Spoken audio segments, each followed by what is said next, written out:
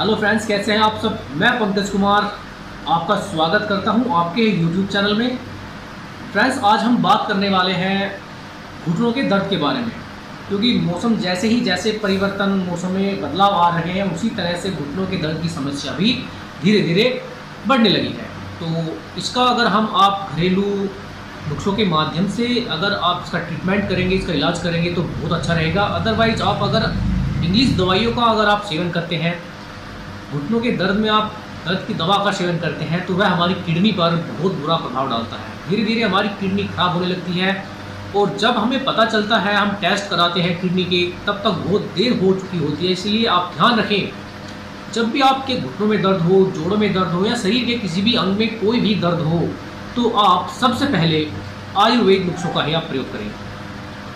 क्योंकि दोस्तों, आयुर्वेद किसी भी प्रकार से हानि नहीं पहुंचाता है और यह हमें लाभ ही देता है और किसी प्रकार का साइड इफेक्ट इसका हमारे ऊपर देखने को नहीं मिलता है। इसीलिए अगर आपको चाहे कोई सी भी बीमारी हो, चाहे फिर वो शुगर हो या फिर आपकी हाई ब्लड प्रेशर हो, चाहे लो ब्लड प्रेशर हो, चाहे आपको माइग्रेन हो, मतलब कैसी भी किसी भी तरह की समस्या हो, आप आयुर्वेद नुस्खों का अगर शुरू में ही प्रयोग करेंगे तो यह आपको बहुत लाभ देगा।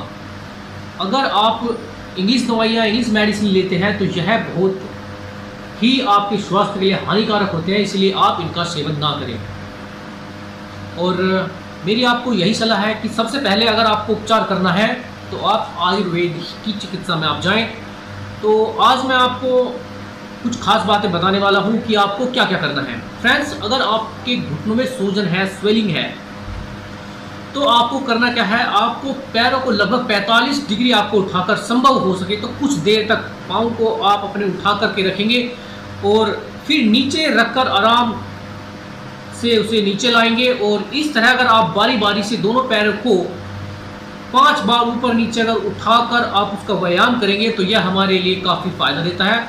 और घुटनों का नित्य आप ख्याल रखेंगे, सूजन वाले स्थान पर 3 बार अगर आप बर्फ़ का सेक करते हैं, 10 मिनट तक हर बार आपको इसमें सेक करना है। घुटनों के दर्द वाले स्थान को धीरे धीरे आपको दबाना है। इससे घुटनों की हड्डियों में फंसे हुए टूटे कार्टिलेज, जो ग्रीस टाइप होता है, वह उसमें काफ़ी फायदा देता है तथा मांसपेशियों की ऐंठन भी इससे ठीक हो जाती है। दर्द धीरे धीरे दूर हो जाता है।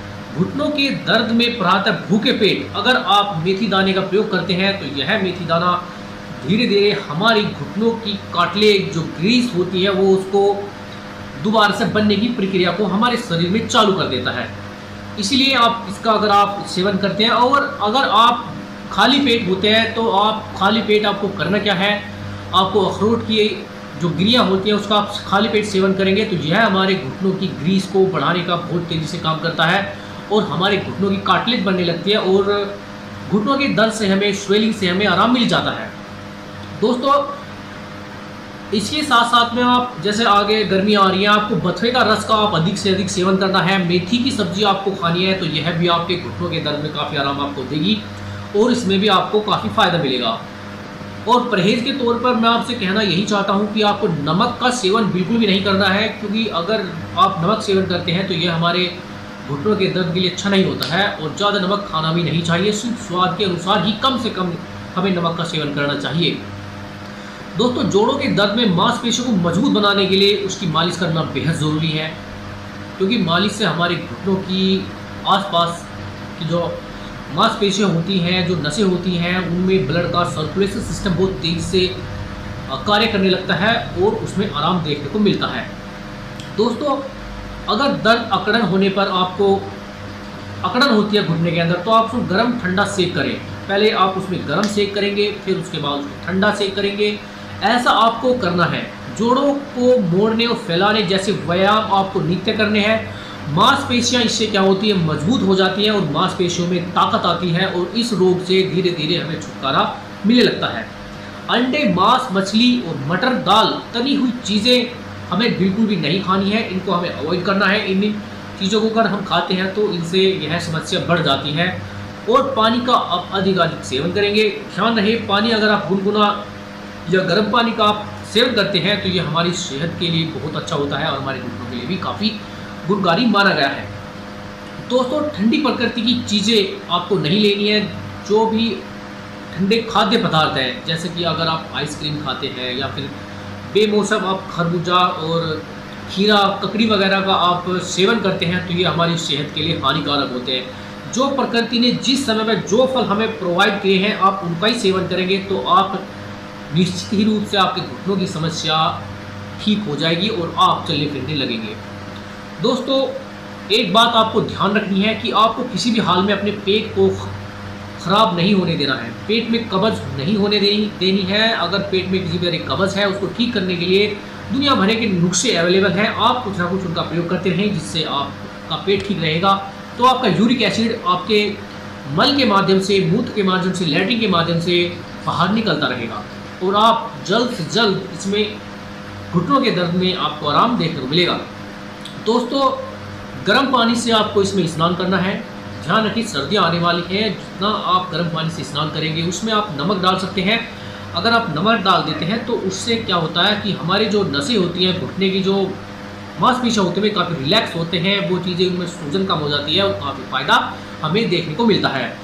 दोस्तों धूप में बैठकर अगर आप तेल की मालिश करते हैं, दोस्तों आपको तेल की कौन से तेल की मालिश करनी है यह भी मैं बता देता हूँ। इसी वीडियो के मैं नीचे डिस्क्रिप्शन बॉक्स में लिंक डाल दूंगा, किस तरह से वो तेल बना है, किस तरह से उस तेल को बनाना है, जो हमारी बालों के लिए, घुटनों के लिए सब में काम करेगा। आप उस वीडियो को एक बार देख लेना।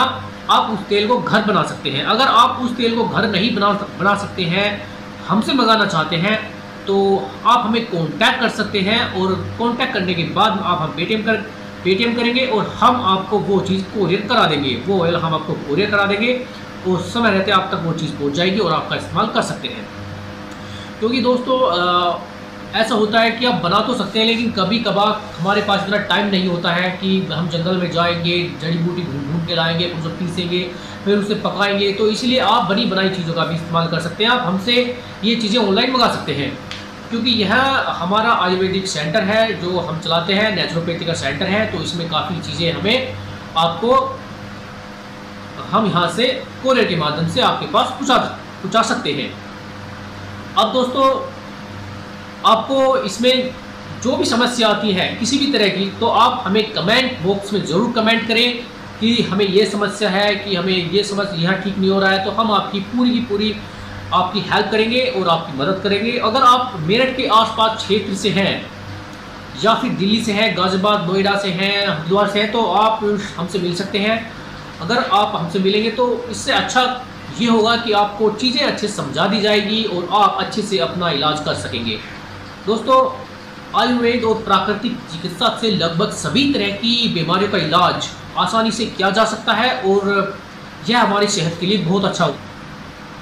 दोस्तों अगर आप धूप में बैठ करके स्नान करते हैं तो यह भी सूर्य चिकित्सा के तहत आता है और इससे आपकी मांसपेशियों में विटामिन डी मिलता है, आपकी हड्डियां मजबूत होती हैं, घुटनों के दर्द में आपको काफ़ी इससे आराम देखने को मिलता है। आप जब भी नहाएं, धूप में बैठ के नहाएं, इससे आपको सूर्य चिकित्सा का लाभ स्वतः ही मिल जाएगा और इसका लाभ आप उठा सकते हैं। अगर आप अपने शरीर की शक्ति को बढ़ाना चाहते हैं तो 15 दिन में, हफ्ते में एक बार आप उपवास जरूर रखें, अपने आप को खाली पेट रखें, ताकि जो हमारे पेट के अंदर डेड सेल्स होते हैं उसे हमारी पेट खुद ही खा जाता है और वो डेड सेल्स हमारे पेट में बहुत टाइम तक पड़े रहते हैं और वे फिर बैक्टीरिया को पैदा करते हैं। जो हम खाना खाते रहते हैं वो उन पर जीवित रहते हैं। इसलिए जब आप उपवास रखते हैं तो उन बैक्टीरिया को हमारा पेट खा जाता है और हमें वो डेड सेल्स हमारे पेट के अंदर ख़त्म हो जाते हैं। इसलिए 15 दिन में, हफ्ते में एक बार आपको उपवास जरूर रखना है अगर आप स्वस्थ रहना चाहते हैं।